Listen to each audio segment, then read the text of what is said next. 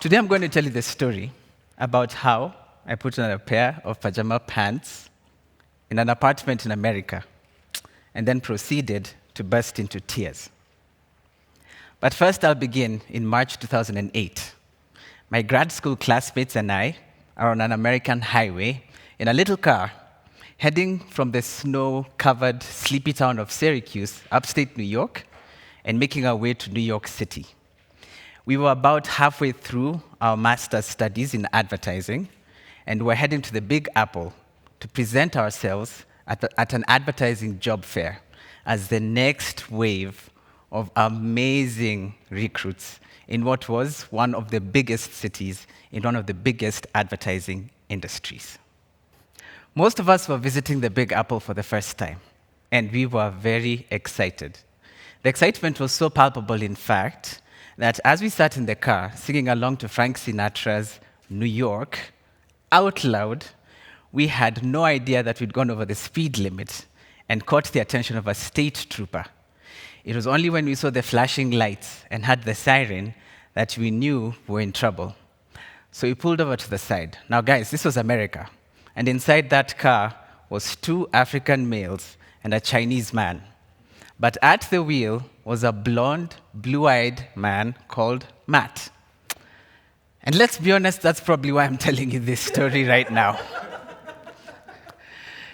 So a couple of hours and one speeding ticket later, we crossed over from New Jersey and entered New York City. We found a rented parking spot somewhere and then got into a subway and went to Times Square. You guys know Times Square. It's that place that shows up in all the movies. It's the beating, pulsating heart of New York City. Now, I wish I could put into words what it's like ascending out of the subway station and ending up in the middle of Times Square. It is sensory overload. Every single part of you is ignited by the lights and the colors and the movement and the sounds and the people and the smells. I'd like to say it's like in the movies, but it's much better because you're actually there. And to me, it felt like a homecoming. I felt like this city was destined to be my home. Wow. I have to talk about when we were shopping for this advertising convention. We had shopped for dress shirts and ties and dresses because we wanted to look all nice and formal as we went and presented ourselves. And as I was shopping for those things, I came across this pair of pajama pants. And they were pure cotton, they were nice and soft to the touch, they were checked, they were blue, they were rustic. And I held those things in my hands. And I said to myself, I'm going to wear these things for the first time when I move into my apartment in New York City. Guys, I don't know why we do these things to ourselves. I don't know why we make proclamations like those. Maybe it makes the dream more real. But it wasn't such an unreal dream. It wasn't too extravagant to dream that I'd be working in New York. See, we were at a fine institution. Syracuse University, it had a very fine communications school. There was just 15 students. And going by the previous years alone, the people that were graduating after the year and a half of studies were almost always snatched up by the big advertising agencies. I'm talking Ogilvy, BBDO, Crispin Porter and Bogaski, Wyden and Kennedy, Gray. These are the agencies we wanted to work for. Furthermore, I had had previous experience as a copywriter in Kenya, so I had an added advantage. Guys, to me, this advertising convention was simply a footnote, a formality, as part of the story of a Kenyan who went and took over New York City. When we got to the convention venue, we had just spent the night in a bed and breakfast where we had to pay about $150 a head. We got there and realized things weren't going to be so straightforward. There was at least 200 other students in that room, all of them from the northeast of America alone. And all of them, like us, looked just as excited in their dress shirts and ties and their skirt suits. They looked just as eager. They looked just as prepared. They looked just as qualified. What was even worse, when we went from table to table, handing over our resumes, collecting business cards, and giving our elevator pitches, we were told by agency after agency that our best course of action was to check the agency websites for job openings and apply there, which beat the purpose of going there in the first place, which meant I was correct, it was indeed a formality. And I realized, well, I could have done this from home, but let's see what we can make out of this. So, every single lead that I could get, every single business card, I followed up by call or by email every single week, because New York was going to be my home come what may. We ended up graduating a few months later, but by this point, America had changed. Only days, and I mean this, only days after graduation, headlines all over the world read that the most powerful nation in the world was now officially in a recession. Where we expected we were going to be snatched up by employees, none of us actually had a solid job. And only a few of us were holding on to prospects, like a dying man holds on to the reeds of a river. In my case, about a month later, I was receiving an email that said, "Don't worry about it." By this point, I had been interviewing with Ogilvy, New York, ladies and gentlemen, for a client service job for a big account. And it wasn't even an entry-level job, guys, because my experience in Kenya counted for something. Everything looked like it was pointing to something good. I had had 3 interviews. The last interview was so amazing that I was speaking in the office of my boss-to-be, and I asked most of the questions, guys. However, about a week after that, I received an email saying, "Hey, don't worry about it, but this is what's happening. We're going to institute a hiring freeze because of everything that's going on. But don't worry about it. This is going to blow over in a couple of months, and then we can start that conversation again." But guys, you know how it happened. It didn't blow over in a month. In fact, what happened in a couple of months was they let go in one day that one agency alone of over 100 employees. Winter of 2009, almost a year after that first drive into New York City. And I was now sleeping on my friend's couch in Philadelphia, several months unemployed, all my dreams of being a hotshot ad executive out the window, and very, very, very few dollars to my name. But my classmates, a few of them had found jobs. Very few of them had actually found a job that was advertising related. As for me, my most promising prospect that I was chasing at the time was waiting tables at a Lebanese restaurant. And even that one fell through. So, just as I was about to retire to my couch, I took out those pajamas again, still brand new, still unworn, their tags still attached. And I looked at them. And I cut off those tags, and I put on those pajamas, and I went to sleep. Except I couldn't sleep. It started just weighing down on me, everything. The optimism that I had had exactly a year and a half before, the amount of money that had been spent, all the sacrifices I had made so that I could go to the US, the loneliness I'd felt from being separated from everyone, the dependence on my friends, the benevolence, the helplessness, the not knowing what was going to happen next. And no one likes to talk about this part, the entitlement I felt because we've all been raised to believe that a good education means that you deserve good things. All of it came crashing down. And I just wept, cried myself to sleep. The next morning, I woke up. It was still very cold and snowy outside. And I decided that I was going to take a stab at another dream, a dream that I had postponed to some indefinite date in the future. I decided that I was going to become an actor again. And so with the little money that I had, I went to an amateur photographer because I couldn't afford one of the professional ones, and I took some headshots. And then I went home and I typed up a new resume, not a resume as an ad man, but a resume as an actor. And I was thankful that I had a little bit of experience from Nairobi in that regard as well. And then I went around with the help of my roommates, dropping off these headshots and resumes and hoping that I could get auditions. And weeks turned into months, and after many resume submissions, one by one, little jobs started showing up. An independent play here, a short film there. I even landed a role in a Hollywood film, background actor, blurred all the way at the back. And finally, by the time summer was rolling by, I had a job telling stories to tourists about American history under the beautiful sun. Me, this Kenyan with this strange name and my black skin and my weird accent, was talking about the Underground Railroad and Thomas Jefferson and all these other wonderful things. And I'd always take moments when I was sat in that park alone thinking, how did this happen?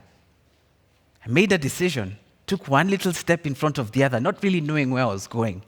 But it didn't matter where I was going as long as I kept walking. Then autumn rolled around, and as the leaves started to turn yellow and gold and orange, and as the temperature started to drop, my visa's validity came to an end, and I took whatever I could and packed it in a suitcase, and then came back home. And I had my master's in that suitcase. But what I had in my heart, in my soul, in my brain, was a much more valuable education. Because I had learned finally what the fruits of tenacity and faith and truth to self tasted like. And suddenly I was back home and I was like, okay, what happens next? I don't know. Anyone who's traveled and stayed for a little bit and come back knows it's a little bit confusing knowing where to start again. And I mulled over it a little bit too long. I thought about it for 7 whole months. And after 7 months, I went back into advertising. I was now a copywriter, and I was a strategist, and I was still working on accounts, Kenyan accounts. And I felt I owed it to myself. After all, I had had a master's in advertising. It was a really good school, and maybe it was time to make it worth it. It all made sense in my head. But all that sensibility once more went out the window because that job was rough, and I was miserable. The hours were long. There really wasn't any reward aside from the money that I was earning. And the work culture was toxic. Throw people under the bus where you can. Cover your backside as much as you can. Step on whoever you need to get to the top. All this in an environment that's supposed to be free and creative. I felt like I was way out of my league every single day. And navigating the toxicity was harder than the job itself, and the job was difficult. And once again, I'd put on those pajamas and weep. And Sunday nights were the worst. Some of you guys probably know what I'm talking about. Sunday nights, knowing that week that's ahead, wondering if you have the results for the next 5 days of madness. And then an audition notice came under my radar for a movie, a special one, I was told. And so I dusted off those resumes, I dusted off the headshots, and I showed up for the audition. And about a week later, I got a call saying that I had a role on this film, Nairobi Half-Life. And shooting began, and I would leave the office in the evening and go on to set and shoot late into the night and then wake up the next morning and go to work. And it was exhausting, but guys, I was reunited with this familiar feeling. That wordless satisfaction, that thing that the world tells you that you're doing the right thing, I absolutely loved it. And work started to get a little bit easier, and the clouds started to lift just a little bit. But still, my soul had left the building, and I had to be true to that. I wasn't doing my employer a favor being there. I wasn't doing myself a favor being there. So what I was doing up until this point was I was being very, very frugal with my salary. I was putting about half of it into savings, living as simply as I could. And as much as the money was good, I thought to myself, no, this needs to end. But when? And I said to myself, I'm going to quit this job, not when I was ready, because that day never comes, but when I was able to look myself in the mirror, even on the roughest days, and say, I don't despise you. You didn't make a mistake. You're all good. When I got to that point, I knew it's time to go. By the time I was resigning from my job, Nairobi Half-Life was out, and it had become a juggernaut. It had traveled the world. It was celebrated all over the place. It had won all these awards. And in Kenya, it had screened in cinemas for 7 months. It screened in cinemas for 7 whole months. I think it's the longest a film has ever screened in Kenyan cinemas. And it was available in bootleg version, DVD version. You know, if you wanted to get the torrents, you got it. Every single person had seen that film. And things were looking up once more. But it was 2013, an election year. And you guys know what happens during election years. The country goes into limbo. And it was a disputed election that had to go into court. So we were thrown into limbo even further. So my prospects once again started to disappear. There's not a single audition I went to that I got the role for, and my savings started to go down. But that wasn't the worst thing. I found that I had been institutionalized. I found that I had become so cautious, so wary of being creative, of having an idea, of saying, this is who I am, this is what I have to say. I felt like if I wanted to do something, if I wanted to take a step, I had to ask for permission first. That there was a true tragedy. But then, when you let go of something to grab onto something else, sometimes in the middle of that, you look at your hands and be terrified by how empty they are. But not once did I look into that mirror and regret that decision. And so, step after step, wondering where it was going to go. And the events that happened afterwards happened in all these unexpected ways. I found a few acting jobs, I started directing for the stage, and then I started writing, not ads this time, but stories. And then my friend Mbithi reaches out to me and says, hey, I want us to co-write a movie. And that movie ended up being a film called Katikati. And my friend Likarion reaches out to me and says, hey, I'd like you to be head writer on my film. And I did accept the job, and that film became Supermodo. And these two films have been seen and beloved by people in Kenya and around the world. Eventually, I ended up directing my own film, Lusala, a film that was made under such difficult circumstances, but one that I am coming to love more and more. It premiered in Kenya in June of last year, and this year, February 2020, it premiered at the International Film Festival in Rotterdam, but that's not the point of this story. The point of this story is, as that film was premiering, a pandemic was starting to take place around the world, and by the time I came back home, a few weeks later, the world had changed once more. I seem to have the best timing with the decisions I make. So what would have been an international festival run for the film got cut short. And now here we are, in the middle of this moment where everyone is trying to figure things out. Here we are as a human race in this collective feeling of confusion and anxiety and disappointment and anger and awakeness, asking, what on earth is going on? And maybe that's the point.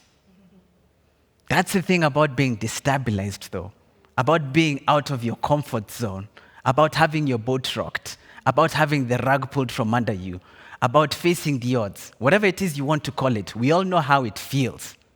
It's uncomfortable. It's undesirable. But it's in that place where you get to face yourself. It's in that place where you can't face anything other than what's going on right now. And the beautiful thing about these moments is, once you let go of the expectation of how things ought to be, you become delightfully inundated by something else.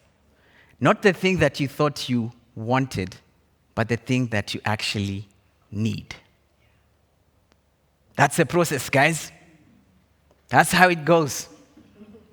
And if you have any doubts about it, take it from this gentleman right here who, at this very moment in time, is still struggling. And even better, consult the young man 11 years ago who put on a new pair of pajamas, went to sleep, and in the middle of his tears hoped that something delightful would come out of that moment. Something like this moment we're enjoying right now. Thank you.